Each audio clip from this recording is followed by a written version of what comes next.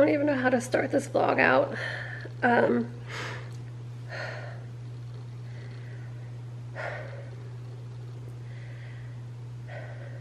don't know. Sorry for the heavy breathing. Last night was really rough. I had really severe pain on my right side, outer thigh, behind my knee. Numbness, tingliness, stabbing pains. It started right before going to bed, and then it got worse once laying in bed. Today is the 22nd, it's Wednesday. My parents just left yesterday, of course. Not blaming them by any means, that sort of came out wrong.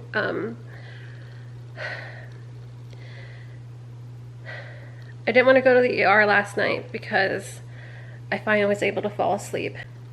It sort of came and went on and off like the last couple days since Thursday, and it didn't seem to be getting worse, so I just sort of put it out of sight, out of mind kind of thing, and just chopped it up to some of my back issues causing me some discomfort because I haven't been sleeping the best, because I only started sleeping on my sides maybe the night before, Monday night, which I couldn't do it all night. I had to roll back to my back. So I just chopped it up to just being uncomfortable from my back. This morning, it seemed to have subsided a bit.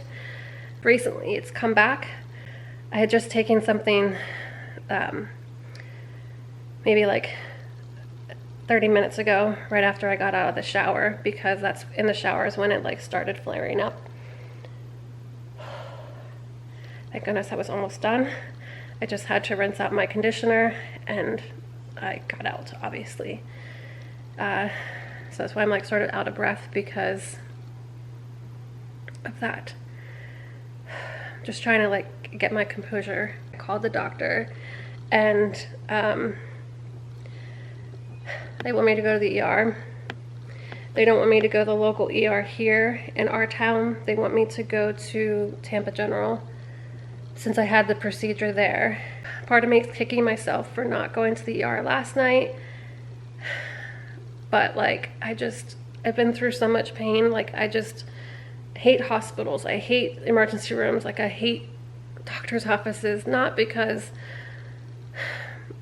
they can't help you, but it's just because I've been there so much, and I just sometimes push myself to the point where I should have done it last night. Because now Brad's struggling to try to find somebody to come in so that he can come home. It just sucks.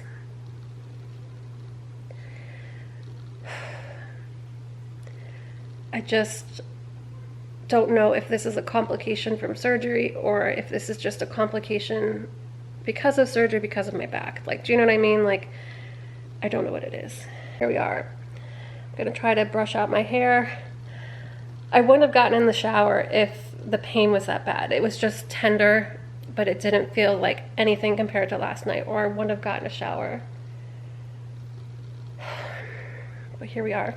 Hubby is on his way home. Thank you to whoever came in to close. I don't know what time it was that Brad called, but he's on his way. I know this video is going out obviously after this happens and whatever happens, but I'm just trying to stay positive and not to jump to conclusions and just freak out and stress, but the leg is really numb right now. Hi, so it's Lindsay from the future. I needed to come on and sort of give you guys my experience at the emergency room / hospital, because the clips that I had for it I deleted a couple days ago when I was trying to do some editing, and I'm currently still taking pain medication, so if I seem a little bit off or just a little bit out of it, whatever, it's because of that. I mean, the clips I could care less about. I just want to document this experience that I had. We headed to the emergency room, and I'll just sort of recap the emergency room experience. Before we got taken back to a bed, the emergency room, awful. The waiting room area, the people there that were helping you, well, trying to help you, were awful. Like the triage people, it was so chaotic, so disorganized. It was dirty. People thought that like they needed to come check on you, like to get your blood pressure or to get blood work, but another person already took care of it. So like it was a lot, and like it was extremely busy. Like I don't think that there was like an empty seat. By like 6 o'clock, 6:30 maybe, it was like fully packed. Like there was people standing, and it was that bad. But it's a city hospital, so you sort of expect that from a city hospital, but there's also a lot of like misuse of the emergency room, which I talked about before, and I'm not going to get into that today. At that point, like my pain, they had given me something for pain. I think they had given me, what did they give me through? They gave me pills. I feel like it was naproxen, which is just what, extra strength, like Tylenol or ibuprofen, I can't remember which one. And then they gave me some sort of steroid injection in the arm, and I think that was it. So that was given to me like at 4:30, almost 5 o'clock. Like 7:30, 8 o'clock, my pain is getting really intense, and like Brad ends up finding another section of the emergency room, and it had a couple like recliner chairs in them, because all the other chairs were like solid plastic and not comfortable whatsoever, and I was just getting so incredibly uncomfortable in those chairs because of my leg, and it was bad. So we moved over there, and at that point, like once I laid back and like propped my leg up with the recliner, I was pretty much in and out of it until they took me back, until a nurse practitioner came out and took me back the hallway to a bed. Things started off okay. They gave me some different pain medicine through the IV, and then things sort of like just took a turn for the worse. The pain meds were not working. They kept giving me more, but then the issue was my blood pressure kept dropping because the medicine was dropping my blood pressure, and so they were worried about that, but it like stayed within like the range that they were allowed to give me more pain medicine, since I was like not getting relief whatsoever. Like it wasn't going down, it just kept escalating. So once I think like it hit around like 1:30 in the morning, the doctor on call, or whatever his title was, he finally came to Brad and said, look, like, you know, her pain's not getting under control with what we're giving her. Like, there's really not much more we can do for in here. We're going to try to get her as comfortable as possible, and we're going to admit her. So he's like, okay, so like, what does that look like? And the guy told us that once I leave like the hallway area, I go to this sort of like waiting room for hospital beds, and I didn't realize it was going to be another hallway. So before I talk about that, Brad ended up leaving around like 3 or 3:30, and I was still in the hallway until about 4 o'clock maybe, 4:30. It was only a short time before they moved me into that next area, and it was literally a hallway. I think I have pictures of that there. I think I have a picture of my breakfast, and I have a picture of the hallway situation. Like my bed was against the wall, and then there was like a divider in front of me at the end of my bed, and then one at the head of the bed this way, and that's how they divided the patients. And It was so chaotic, so busy in there. It was a main thoroughfare for employees. So when shift change happened, like there was like a million people going and a million people coming this way. It was a bad experience. And I was not in a good place as far as like my blood pressure readings and my heart rate. Like my heart rate and my blood pressure both kept dropping.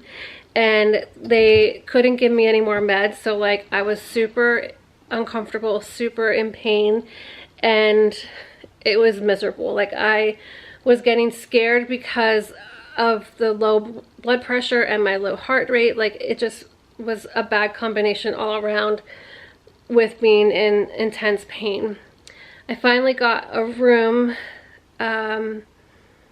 sometime early morning, like, well, not early morning, it was closer to lunchtime, and the room itself was like, if you've ever been to like outpatient surgery centers, it's sort of set up like that. It's like little cubicles with a curtain, and that's your room.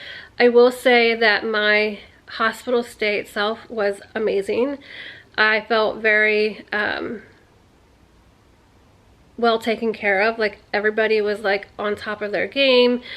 During the shift changes, everything was handled smoothly. Like I was like given like good communication as far as what to expect, what's going on, that kind of thing. Pain was pretty manageable by like Friday evening, I want to say, and then that's when they discharged me Saturday. So I guess I should back up.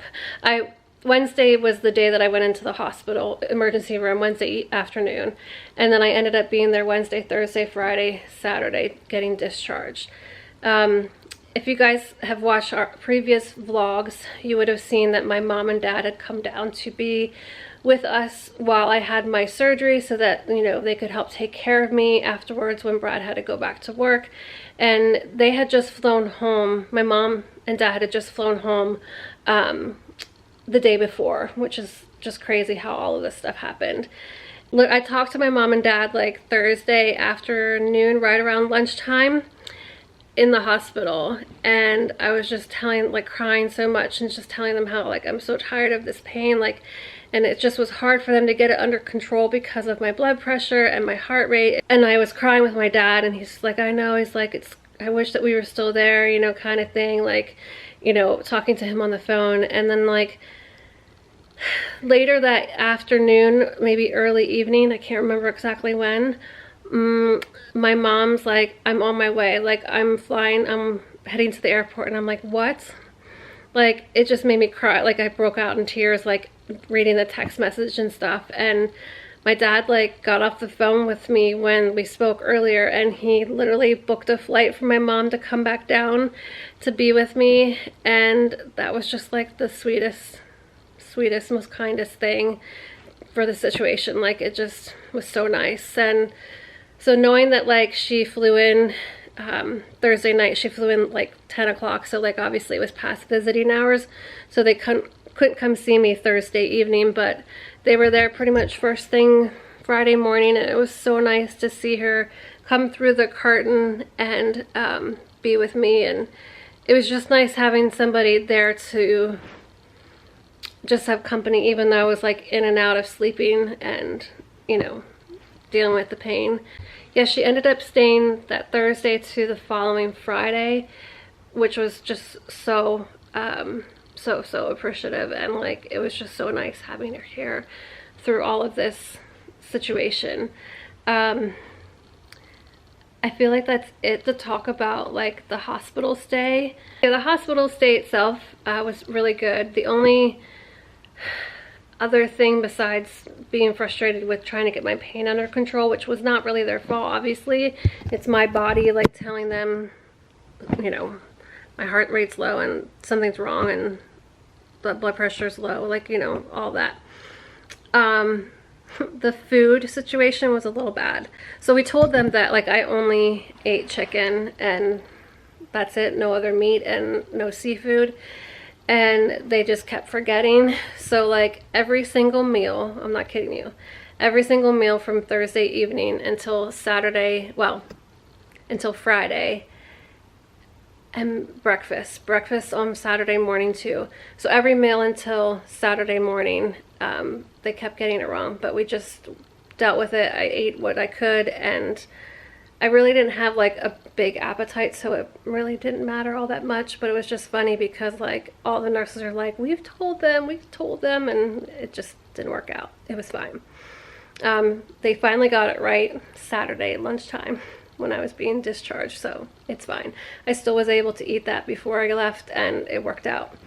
So before we left, I obviously got a diagnosis, well, at least what they think the diagnosis is. It's called melargia peristatica, and from what this doctor told me, it's a pretty rare condition. You don't see it very often, or they don't see it very often, and they think that my condition, the situation, was caused by my surgery.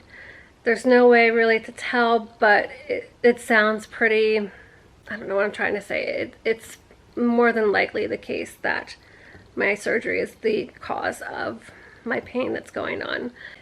The position of my legs during surgery were in a 90-degree angle for over about like 3.5 hours, let's say, over 3 hours for sure, maybe a little bit more.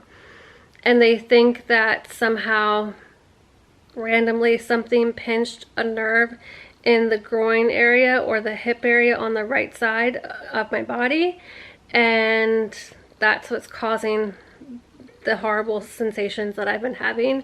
The burning, the electrical shock feeling, the numbness, the feeling like my ankle is being crushed to pieces, the sharp stabbing pains, like you name it, it's going down my leg.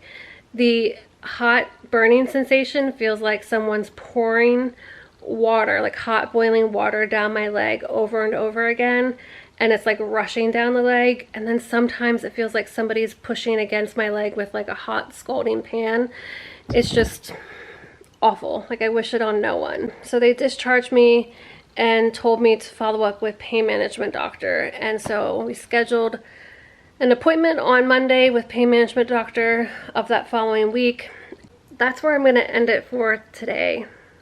I know this was a very chatty vlog. I'm still frustrated at myself for deleting the clips by accident, but it is what it is. I'm not going to fret about it. There's bigger things to worry about. It's been a very, very, very tough situation, and this pain is just,